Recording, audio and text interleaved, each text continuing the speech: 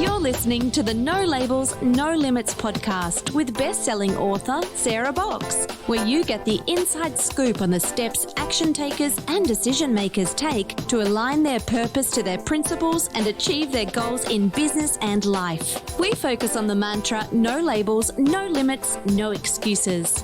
And now, without further ado, please welcome your commanding coach with plenty of chutzpah and heart, Sarah Box. Hi there, and welcome to this episode of the No Labels, No Limits podcast, a podcast all about shedding our limiting labels and beliefs. This week, we're joined by Joy Erickson. I'm going to tell you a few things about Joy. She learned about the Enneagram 4 years ago now, and at that time, it was for her just another personality test. And we've all taken them, the StrengthsFinder, Myers-Briggs, a bunch of personality tests. That's what it was. But she was still curious in 2019, which led her to read Ian Chron's book, Road Back to You. And you know how you read a book and you have one of those aha moments? Well, she had one and realized it was an amazing tool for real and lasting personal growth and change. And she wanted to help others find that same growth and change. In 2020, she launched her business, Forward Enneagram Coaching, after becoming certified as an Enneagram coach through Beth McCord at Your Enneagram Coach. Now, today, she helps people live their fullest lives by walking with them through discovering who they truly are at their core. Now, here's 2 more fun facts about Joy. She really loves essential oils. We're going to talk about that. That's relevant to our conversation today. And she's also run a 15K. So I bow down to you running the 15K, Joy. And with that, welcome to the show. Thank you so much for having me. I really am honored to do this with you. Well, I know from our brief pre-chat and making sure tech was actually working that the audience is going to love what you have to share. And what I didn't tell folks is that I am going to ask you a little bit more about how you got through your business and still use what you knew and grew to use through your essential oil business and the links with the Enneagram. So we'll talk more about that. And then the value of using the Enneagram, particularly today in a business setting. Yeah. But one of the things I like to ask all of our guests before we dive into their expertise and background is whether or not there's something you do every day, Joy, that keeps you living true to your own purpose and calling. For me personally, the thing I make sure to do every day is to spend time with Jesus. So I'm very much a faith person. And so I make sure every morning I have set some time limits on my phone when it comes to certain apps and all that. So like in the morning when I wake up, I don't have the ability to open things. And so the first thing I can open is my Bible app and read the word. And then my husband and I have started using this other app we have found is very helpful. It's called Pause. It's from John Eldredge. He wrote a book recently. It's called Get Your Life Back. But this Pause app is very cool because it gives you a 1 minute, a 3 minute, a 5 minute, and a 10-minute option. Like you kind of work your way up of pausing and just some time of prayer and reflection with the Lord to help get yourself focused on the day. And then I have a reminder to do it like in the middle of the afternoon to like for a minute just to like recenter. So like that's something that I know if I don't do that daily, things are gonna be a little off center. And then I'm trying, I got off track with it last year, but I try very hard to always make sure I get some intentional movement in. Like, that doesn't have to be an intense workout, maybe just some yoga, stretching, something. But I always try to make sure I do that first thing in the morning too, because if I don't, then it reflects in the rest of my day. So those 2 things are the things that I really, really like try to make sure I get in and stay on track with. So. Thanks for the tips on the app. Yeah. I hadn't heard about John Eldredge's app, and I love that it's just short, right? Yeah. Or you can increase it if you want. Yeah. But just stepping back for a moment, and we all have that luxury of 30, honestly, even if it's just so you can go to the bathroom, right? We do take that time. We just don't go, let's just pause. So very cool. So I want to ask you to share a little bit about how you got here doing Enneagram, but I'd like for you to start back with your essential oil work. And as we were talking prior, you were talking about the neurological impacts of the senses, and specifically smell.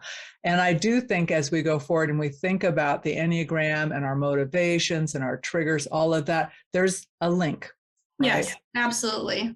So bring us up to date with Joy and from her business perspective. So in 2014 is when I was introduced to, I use Young Living essential oils. That's the brand I prefer out of all of the essential oils out there in the world. I find that their quality and all that stuff is top of the line. And with Young Living, it is a network marketing, multi-level marketing, whatever you want to call it, company. And so my friend that introduced me was very much into doing the business side of it, where I just wanted to get them to help my family stay healthier in a more natural way.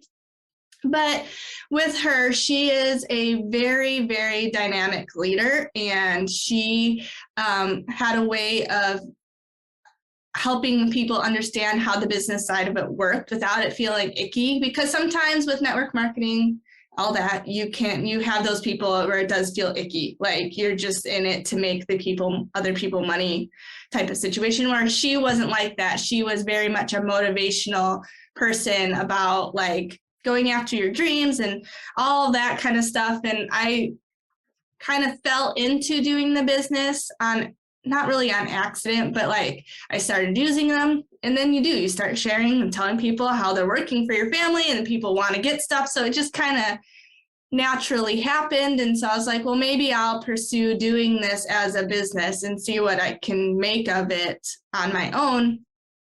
And so I would say about 6 years or so of my life, I worked toward building that up and as a business. And in that time, I found the Enneagram through that, because with my leader, she would have us do like retreats and do personality tests and all that kind of stuff. So I think it was in 2018 is when I first found out about the Enneagram, and it was for one of the leadership retreats that she was putting on for us. They wanted to know our Enneagram number and all that kind of stuff. So I don't even remember what test I took back then.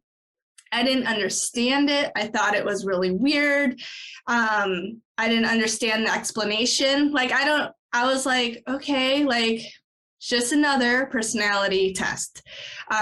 She's very much into the DISC test herself. So I don't know if you've heard of that one, Sarah. I certainly have. Yeah. And she is very well versed in it. And I really like that personality test as well. So when we got her to the retreat, they didn't ever really end up doing anything with the Enneagram. So I was just like, all right, and I think I tested I know I tested a 2 when I took it the first time. And so I remember for a while, and then I started seeing more memes and all the stuff on social media. And then I got Road Back to You. And that is when in 2019, I was like, well, I'm going to read up on this a little bit more, because some people had shared some really insightful things through it. And I was still viewing myself as a 2 at that point. And then when I read Road Back to You, I read the chapter on a 2, and I was like, yeah, I mean, that's, yeah. And then I got to the chapter on a 9, which is what I am.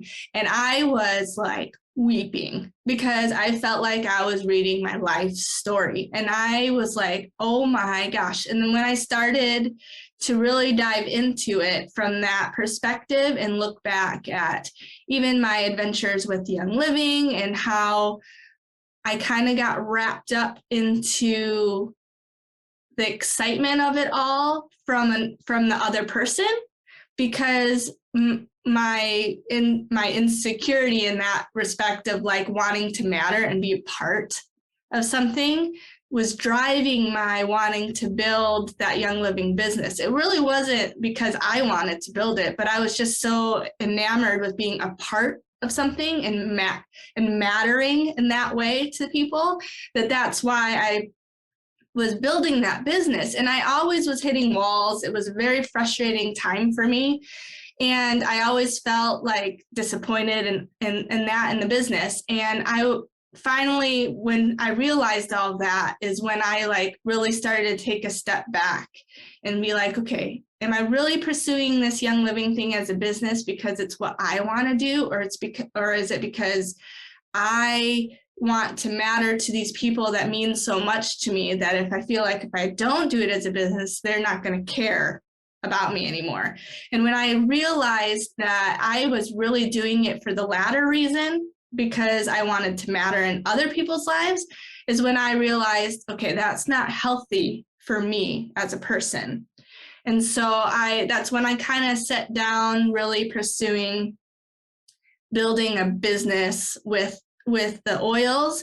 And I really started to look at, and I started then following like Beth McCord and a bunch of Enneagram leaders. And I heard about Beth McCord's certification program. And I told my husband, I was like, I really think I want to maybe become an Enneagram coach to help people walk through this thing that I found that's so amazing. And he's always been an encourager in the fact that he's always felt like I should be a life coach. And I was like, no, that's just... I have a really hard time with that term for some reason, even still. And I was like, no, I'm not going to be a life coach. But then when I started talking in this respect, and he's like, well, it's a tool that you can use to help people, which you've always wanted to do. And I thought the avenue to help people was going to be through Young Living and helping them with oils and all that kind of stuff. But I really want to see people's lives change at their core, not necessarily just in their health. Like the health is awesome and everybody needs to get healthier and work on living a healthy lifestyle, but that's not where real change happens. Like real change happens when people like know why they do stuff and like why they're reacting in certain ways and work on getting their minds right, you know, and living healthy in that respect. And so we made the decision to go ahead and work through the certification program and get my certification. And now I'm here, like doing a podcast, like with you. So does that fun. feel, and this is a question that kind of goes back to what you're talking about, Young Living, right? Mm-hmm. Did it feel self-driven to want to become an Enneagram coach? Or like, did you question yourself, like, am I doing this for the community only or to be valued? Or am I doing it because, wow, I see what happened for me? And neither one is right. I'm just trying to understand, because it's clear to me as an outsider that you have gained so much awareness of who you are and why you do what you do, that you're making different decisions. So I didn't know if at that time you made that shift, if you were that aware. I was getting to that point of awareness, and I knew that I needed a change in my life because I was at a point with my Young Living business that I was really frustrated. It brought me no happiness.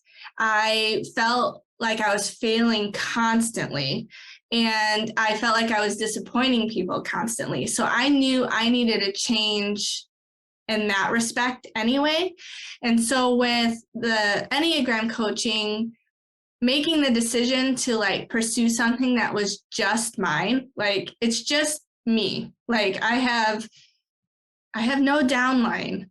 I have no upline. It's just me pursuing something that can help others, but there's nobody underneath me relying on me to necessarily lead them into like how to build a business. Like, and there's nobody, I mean, I have, you know, my coaching, I bet like Beth McCord and their whole group or whatever, like to bounce ideas off of, but I don't have it's not like you have a direct upline leader that's supposed to guide you through. It's really about doing it on your own and finding your rhythm and your spot and your niche with Enneagram coaching. And so for that, it was really scary for me to make that decision too, because as a type 9, it is really easy to go along and get along. And so when you have people to pull you, it's easier. And so to say, no, I'm going to set that down and not really do that anymore and try to make something really my own was a really scary thing, but it was something I knew I needed to do and see what happened. Super brave. Yeah. Right. It's scary still. well, business, running a business can make you nervous. Yes, it does. Very much so. It's a brave act. I think when people talk about business, I'm going, you can keep it in the abstract, but entrepreneurs, people who are running their own business, people who have employees under them, you're constantly thinking about others. And in your case, you're thinking about those that you're going to serve and help open their lives so they can lead, right? Yeah. But if other folks are in like you were talking, the downline, upline, right? That's a whole other pressure. And for some folks, they thrive in that. Oh, absolutely. I see it all the time. I mean, I'm still friends with all of my Young Living people because, I mean, I still use the product. And I mean, if somebody came to me and said, how do I get them? I will totally help you get them. I'm just not going to help you build it into a business because that's not where I thrive in life. And so I can send you to the resources and the people that will help you do that because there's plenty of them out there, but it's not going to be me. But I see the people as much that as you're thrive fighting it, you are a life coach as much as you hate the term. I know. That's the part. So it's a takeaway. You can tell your husband he was vindicated on the podcast. Yeah. He's right. He'll be very happy about that. He'll be a pal. So, but it's clear that you have learned the whys behind your own 9. And I don't want to simplify the Enneagram to just say it's these 9 numbers because there are nuances around it. Oh, right? Absolutely. So many. Very, very many nuances. So, but I do want to think about shifting it to the business use a bit. You said that your leader at Young Life brought it in, you did retreats and stuff, but you never had a connection to it. I mean, it was complex, right? Yeah, exactly. And so now knowing what you know, being certified and doing the work you do today, if someone were to come to you, I were to come to you and say, you know what, I want to bring this into my company and I have a small company, maybe 50 people. And I think you should start with these people here. Well, how do I navigate that? How do you navigate that with me to make sure that we're using it in a way that people don't walk out scratching their heads saying, well, that was nice, but not very helpful? Well, I have had the opportunity to present the Enneagram for business a couple of times, and I'm still working on honing how to present it the best way. But what I always come back to for businesses in general is that it starts with the individuals, and that I can stand up there and go through all the types and their strengths, their weaknesses, all the things. But unless they take the time to, after I leave, to do some more research on their own, to see how to use it individually first, it's not going to go anywhere. And I try to make sure that people who have asked me to do, like I next week have the opportunity to do a staff thing with a local YMCA, which first the director had me come in and we talked about it, and she's going to be a part of it because she saw how it, as a group and as individuals, they needed to grow. And so that, which is the greatest spot to be in for as a leader, is to see how, if I can help my individual team members grow personally, our team itself will grow as well. And so that's why I always try to come back to first when it comes to the Enneagram with business use, is if someone's asking me to come in and teach on it, I tell them it's about individual change first and foremost, because this personality type is more about the why than the how. Because of most personality tests that I've ever taken, being a part of network marketing, you take all of them. Like, they're getting thrown at you all the time. And actually, my leader in Young Living, she's the one who said this to me. And it was like, oh, that's so right. Is a lot of personality tests focus on the how, like how a person's going to react, how they do their work, how they, do all the things, where the Enneagram really gets to the core of why.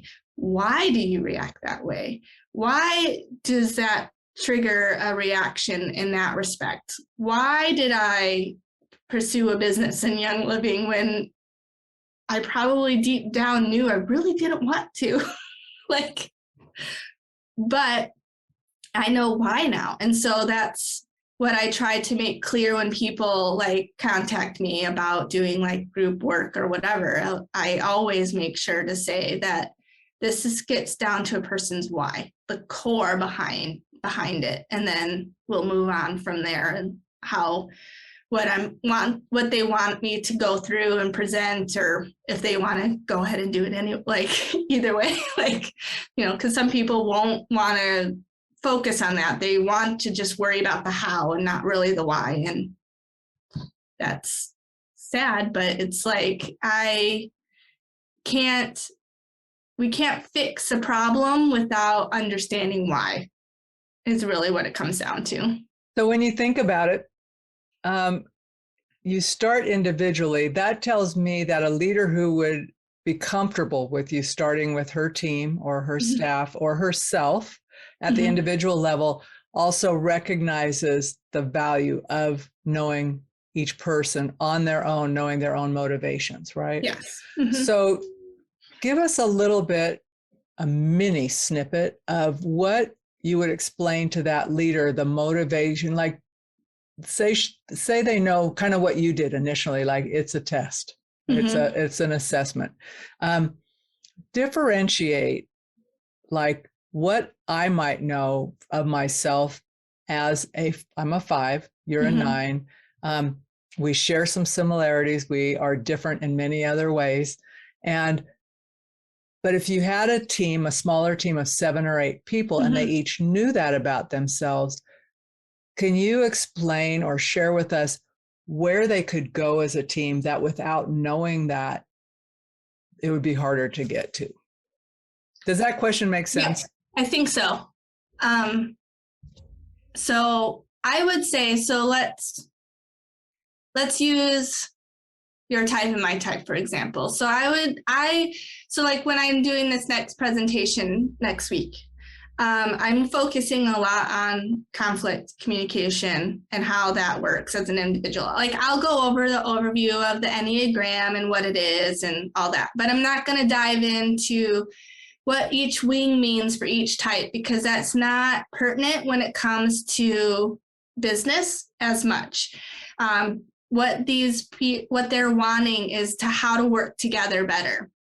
And so what I'll do is I'll say, so for a type 9 in the workplace, we want to matter and be a part of something. And so a way to encourage that is to give a 9 the opportunity to use their voice and do the work, and then be in charge of something and give them the opportunity to do that. But what you don't want to do is bring a conflict into their life in a way where they're going to feel like they don't matter. And so you have to, when you're addressing a 9 or correcting them, you have to know that that conflict in general is going to be hard for them to take, depending on where they're at personally. If they're in a really bad spot, that conflict, they're going to just think they're going to get fired, let out, kicked out the door, and might as well not come back to work the next day because they're a failure. But if you can bring grace and confidence and give them the assurance that you believe in them and that they are part of the team and that they matter, and you're wanting to help them improve in a way that will speak volumes to them versus just telling them that they did it wrong and fix it.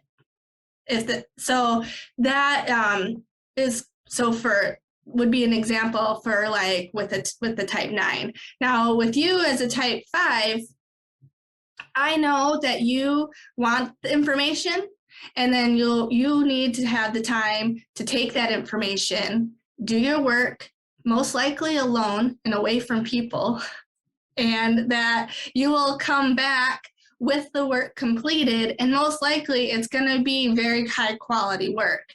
And then I also know that conflict with you can be very depleting. It's not that you won't take the conflict, but it's going to take energy away from you. And so after I would come and say, hey, we need to work in this area a little bit more, I need you to give you probably time to process it and realize that you probably won't talk to me for the rest of the day, but it's not because you hate me. It's just you don't have the energy for it, even though you understood why it needed to happen.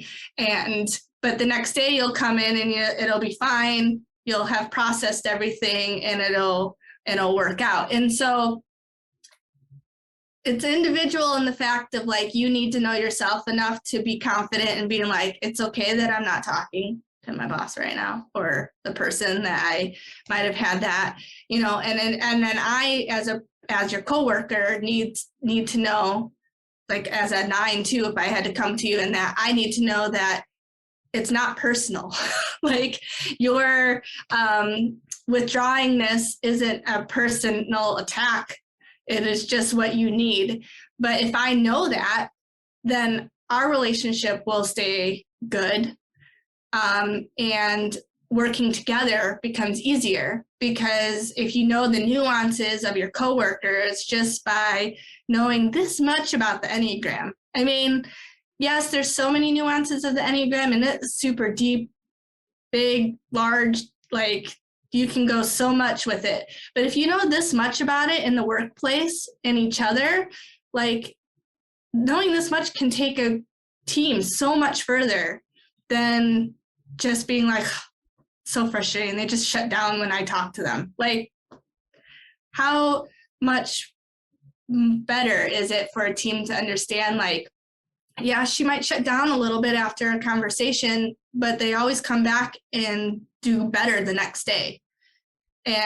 Or for like me as a 9, like if anybody comes to me with correction or whatever, I even as a 9 have to withdraw a little bit and take it in and then come back and be better the next day. But I also have to remember that it's not a personal attack on me, and I'm not losing the relationship, and I'm not horrible. Like, that is so true.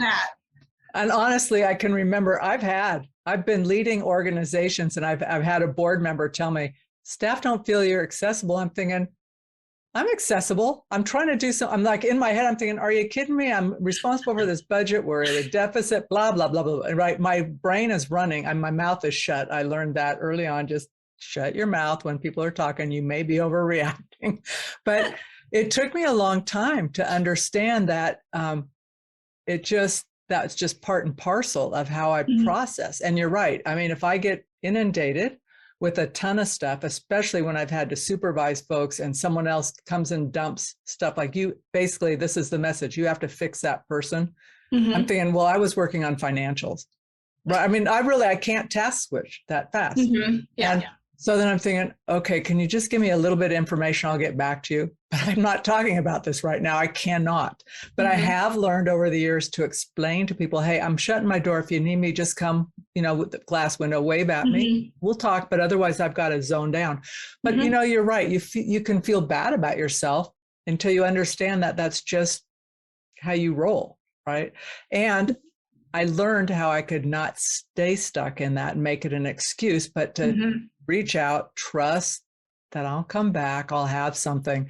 But, So I think there's a grace both ways, yes? Yeah, there's so much grace both ways. And that's what I think is so great about the Enneagram for businesses, is that it allows for that grace to happen both ways. Because without it, you can only go so far as a team if you don't have grace both ways. And I like what you said about it not being an excuse. It goes back to like what Beth McCord says about not using it as a sword or a shield.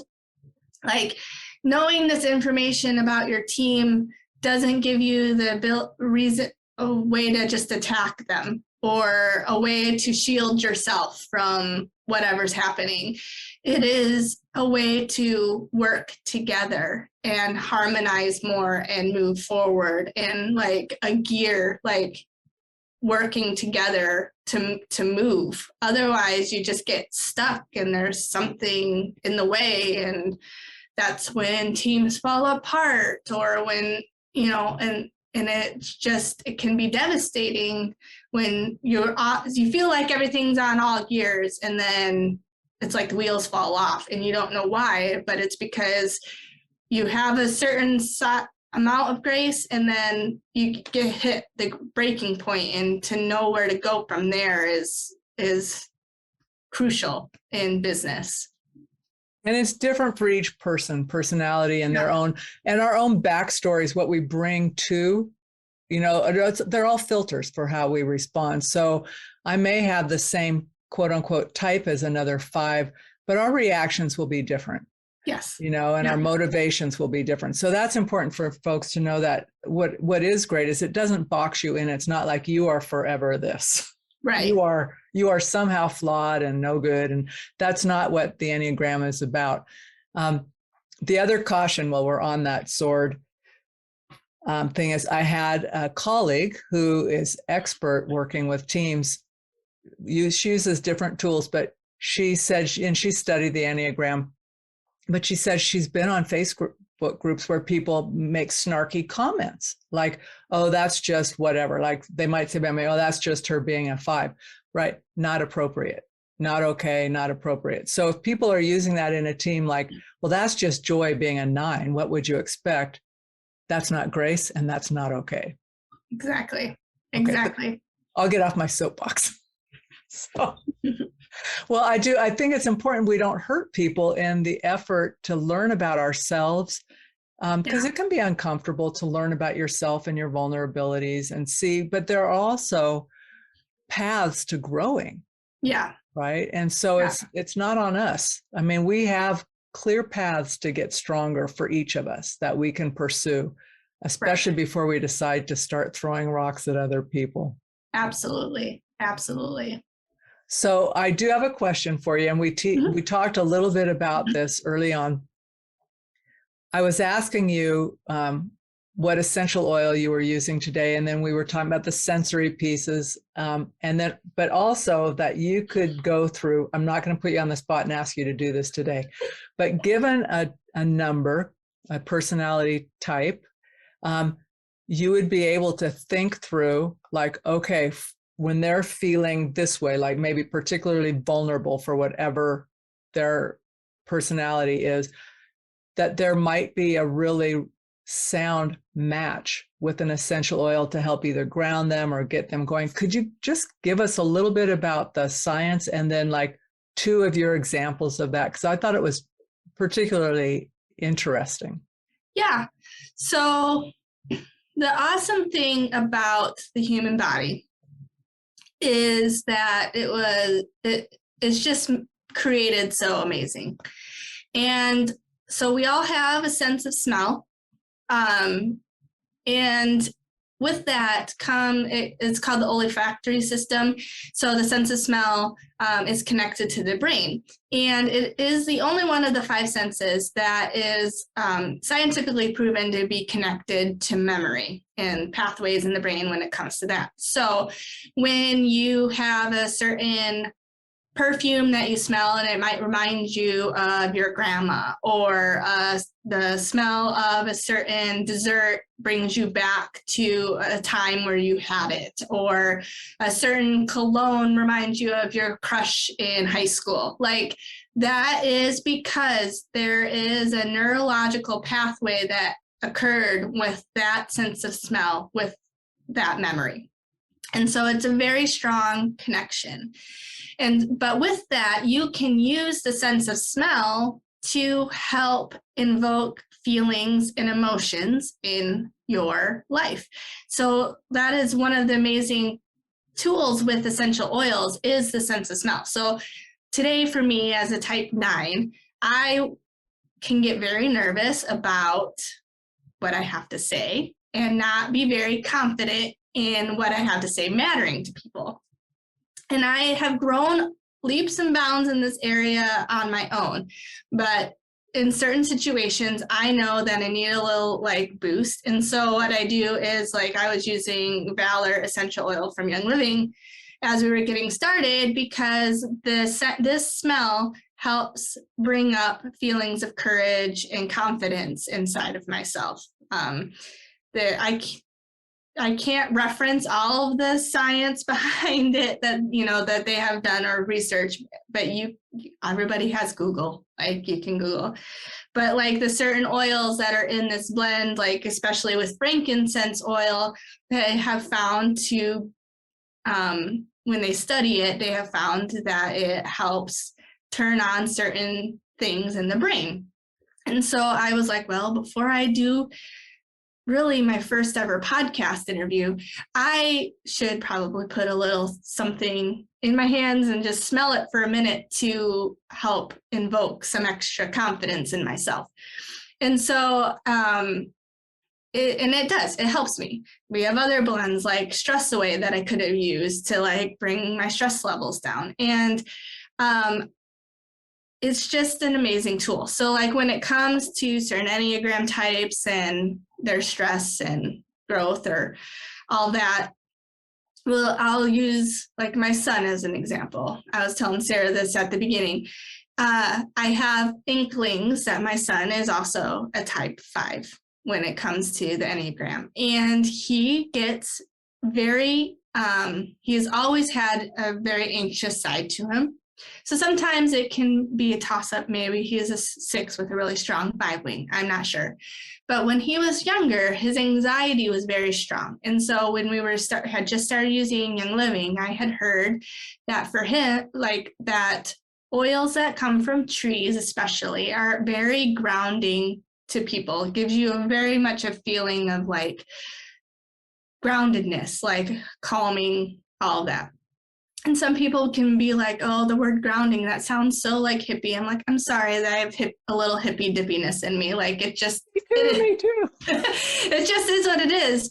But, they're like, well, trees have roots and are grounded into the ground. And so I had read up on an oil called Vetiver fir, which is a type of tree, plant, and orange oil out of all things. And so I made a little roller bottle of this Vetiver fir and orange, and we called it his focus blend. And the difference I saw in him, just putting a little bit on his chest for him to, and in his hands for him to smell, was night and day.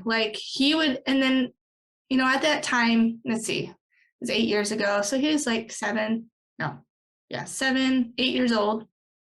When a 7 and 8 year old boy is coming to you and asking you to put that oil on because he himself is feeling the difference inside of himself when he smells it, you know that there's something there. And so, Vetiver fir, or even just frankincense oil, which is another very grounding, calming oil, is something that I would highly recommend to any type 5 or type 6 that might get a little overwhelmed when a lot of stuff gets thrown at them and they need to take a moment, put it with the pause app, take the pause app, put a little frankincense on your hands, smell that while you're taking a moment. It's amazing how it does just calm you. And I've just experienced it personally so much. And I know people are skeptical. Like there's always skeptics. There's skeptics about the Enneagram and how this tool works. And there's definitely skeptics when it comes to essential oils and using them. But it is a tool that I will forever use. Like I'm so grateful that these products are in my family's life. But so like with which oil works best for each type, some of it's situational. I was telling Sarah at the beginning too, like Valor, you can use for any type, really. Like I used it today for boost of confidence. My husband, who is a type 1, he uses it because it has a little bit more of a groundingness. So like for a type 1 who sometimes deals with that inner critic that's always talking, and I always tell type 1s, let's name it, because it just makes it funny and diffuses the situation. So my husband named his Chad. We just came up with it. I don't know. But when Chad starts really yelling at him, he'll get out like a Valor oil to like help bring it back and like calm it down, and then he'll yell at him, which also is just funny. So it helps diffuse the situation. But like I'm a 9, so I use Valor for a little confidence. My husband uses it to help bring a calmness and a confidence in his decisions and not listen to his inner critic as much. A 3 might use Valor to really boost their confidence. Like a type 3 that is already like super confident person, like Valor will just add an extra level to that. And I just think that it's a great tool that anybody can use. But then when you couple it with the understanding of the Enneagram, and you can be like, hey, why don't you try this out for a little while and see if this helps you get through that a little bit more. It'll be a very interesting thing. I have started to dive into it a little, but it's like one thing at a time. I can't overwhelm myself. Well, when you're ready to dive in more, I'd love to dive in with you and learn. Absolutely. Yeah. Because I do think, and I'm good with it. I've been around long enough that my husband jokes to people at the store when they ask, do you want that in a bag? He says, we'll just carry it. My wife's an old hippie, right? I don't mind being called a hippie. I do mind him continually referring to me as an old hippie, but it's true. So that's great. But that's just a kind way of saying, you know what, I pay attention to stuff and care about it. But I also respect your knowledge and learning. I don't know the details of why it works. I do know the effects. When someone who's knowledgeable like you says, use this for right now, right? And I'm going, all right. I'm appreciative that they've done their research and thinking on my behalf, considering what my needs are. So you have a very gracious offer for anybody who comes to you through this podcast and wants to have your services. Could you share that with our folks? Yes. If I can remember what I put in my email.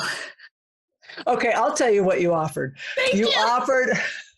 It was well done. You're so cute.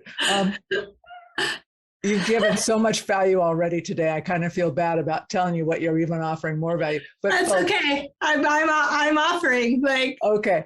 So what Joy is offering, if anybody comes to her and you mention to her that you heard her through this podcast, she will give you 20% off a coaching service. Yes. Yep. I will do that. And that's the number I thought I had said, but then I was like, was it? Oh man, it's been. You know what? Life is great. We don't have to be perfect. It was great. Yeah. That's why we have email. 20% off. Yeah. They can. I think you'll probably put it like how to get in touch with me in show notes or something along those lines. So they can email me, which is joy@dreamforward.co, and then my new website is almost done. We're almost on the finishing touches of it. So they will be able to contact me through that once we get it finished, but it's dreamforward.co is the website. So hopefully we'll have that done and up and running by the 1st. That's the goal, is to get it done by 1st of February. 1st. Yep. Then it'll be up and running. I will promise you we will run this episode after the 1st of February. That would be great. But yes, so that will be the other way that they can get in touch with me, or they can just find me. Okay, so it'd be dreamforward.co and joy@dreamforward.co. Yeah. And that email is already working, and I use it all the time. So. Yeah. I think that's how we connected. So, okay. With that, Joy, I want to really thank you for being a guest. And had you not told me, I would not have thought this was your first podcast. Oh, really? That's good. You gave so much great information. You're so personable. And I can just guess, since I'm not a client, how much value you add to your clients because of your deep thinking and ability to connect with folks. Well, I appreciate that. Thank you very much. All right. And to the rest of our listeners, thanks for joining us this week. We'll be back next week with another great guest. So remember, come back and learn more. You've been listening to the No Labels, No Limits podcast with best-selling author, change agent, and strategic vision coach, Sarah Box. You can grab the show notes and find out how to work with Sarah at sarahbox.com/No Labels, No Limits podcast. We'd love this podcast to reach as many people as possible. So please remember to rate, leave a 5-star review, and share the podcast with someone you think would get value from this conversation. Until next time, keep taking those daily action steps to align your purpose to your principles and achieve your goals in business and life.